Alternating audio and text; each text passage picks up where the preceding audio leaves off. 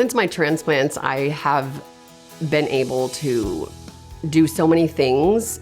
I love going on hikes with my husband. We can walk further now. I can go up hills better. We now ride a tandem bike together. We can ride farther. We can ride faster. And I work with a trainer now, like in the gym. I'm seeing gains, and I really, really like it. They've just made a huge impact in my quality of life. When I was 8 months old, I was diagnosed with cystic fibrosis. After they made the diagnosis and I got past that first sickness, I led a very normal childhood. And, I went to college, worked full time, dealt with things, as they came. And then in 2014 is when my lung function declined so much that it was nearly impossible to do anything. So pretty much once you started getting exacerbations as a person with CF, you go into the hospital for a tune-up, which is roughly 2 weeks of antibiotics to knock down the infection and make the breathing a little bit easier. Up until 2014, I was having 1 to 2 a year. In 2014, I was in there 6 times. After those tune-ups, she didn't recover the same way she had recovered in previous years. She didn't come out of the hospital healthier and ready to jump back into work. She just came back not quite as sick. I can remember a trip that we took with friends to Colorado, and I had forgotten to call ahead to get my oxygen sent. And of course, the elevation made things worse. It sounded like Rice Krispies in my lungs. That had never happened before, ever. So Raymond took me to an urgent care there, and they checked my oxygen saturation levels, and they were 52. They were supposed to be in the high 90s. That was a big turning point. And we ended that year in the hospital with Rebecca getting another tune-up and just waiting for her to recover to a point that she could get back out and start traveling again and doing her normal thing. Even when Rebecca was in the hospital, she had her computer, she was working, she was doing her job from her hospital bed. She was pretty stubborn about maintaining as much of a regular life as she could, up until she couldn't. Her lungs were basically gone, so she needed a new pair. The plan was on New Year's Eve, I was going to come into the hospital. We'd, watch some TV, celebrate it in the hospital. It was just going to be just a low-key year. And I remember that morning, I got a call from her phone, but it wasn't her, it was her doctor calling from her phone. And I just remember that really taking me back, wondering why, just all the thoughts are rushing through your mind. I remember showing up and she was on BiPAP, and I just never seen her so sick. I remember this so clearly, the doctor sort of saying to me, "We're gonna have to intubate you." And I was like, what? I would have to say that's probably the first time in my entire life journey that I was ever truly scared.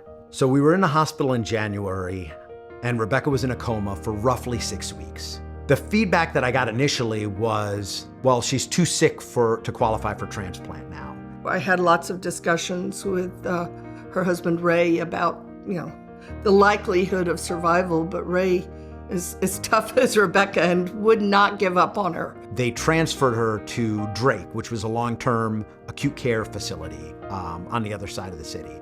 When she woke up there, that was hopeful for us, that we knew, okay, she's got a chance, she's starting to recover. But because of the condition of her lungs and likely not qualifying for a transplant, there's a good chance she could return to the ICU and never make it out of the hospital. That period of time, the whole focus was just on building up strength and doing what we could to make her a good candidate for transplant, which was basically mid-February all the way through mid-May. So every day I would ask Raymond, had we heard from these hospitals yet? Will they evaluate me? And it was always a no. I think it was 5 places that outright said no. And then finally we got the one yes.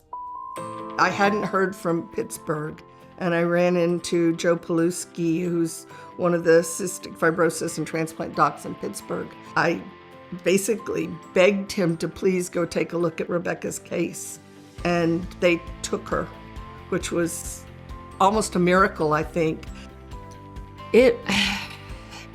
I just had more to live. I had more things that I wanted to do. I had more vacations that I wanted to go on. I had more good wine I wanted to drink. I wanted more time, like we all want. I wanted more time with my family. I mean, I wanted more time with my husband. We got the transport set up, and then she flew up to Pittsburgh on May 12th. That was a huge hurdle for us. It showed us that all of the hard work that she had put in was all starting to pay off, and now at least we had a chance. So when I finally got on the transplant list, that was amazing. I had so much hope. Like, I was I'm like, I know if they just get me in the OR, just give me some, I can do this. I can get through this. No problem. So in a solid organ transplant, the lab is going to be doing two main tests. The first is to get your HLA type, and they'll want to match this against potential donors to see how good of a match you are between the two. The second is to get pre-transplant antibody testing done. If you've ever had a blood transfusion, pregnancy, or a previous transplant, you may be making antibodies, and the lab wants to monitor whether you're making antibodies to a potential donor. I remember when we got the call that there was a potential set of lungs. We were so excited. And then finally, the attending came in and gave us a thumbs up. And we were just like, we knew what it meant, but we were like, is that a yes? Is that right? Are they good? Are we going now? Or what's happening? It was probably 10 minutes before they were wheeling her out and prepping her for surgery. And I remember waking up and I was like, oh, I'm a little bit sore. I'm a little bit sore. Like, oh, my chest hurts. Why does my chest hurt? And her sister said to her, those are your new lungs. You've got new, beautiful lungs. And I just remember she closed her eyes and you could just see the tears coming out of the side of her eyes. And it was just such a beautiful moment that just stays with me forever. It was such a miraculous thing that I actually was asked to give a talk on lung transplant for a group of respiratory therapists. And so the most amazing thing at the end of the talk, I showed a slide of Rebecca walking down the Little Miami Trail giving victory signs. It left the room in tears because everybody was so happy to see how well she was doing. We were going on walks every day, and every day she was doubling the distance from the day before. She was more interactive, she was awake more of the day, and she just seemed more comfortable and happy, and just, it was a huge weight lifted. I don't know if you've seen like in movies where folks say like, oh, like my life flashed before my eyes. It didn't happen quite like that, but a lot of things flashed before my eyes. All of the time with friends and family, all of the love, all of like the time when I met Ray, just all of the wonderful things. I was like, I don't have to let that go. I still get more of this. I still get more of them.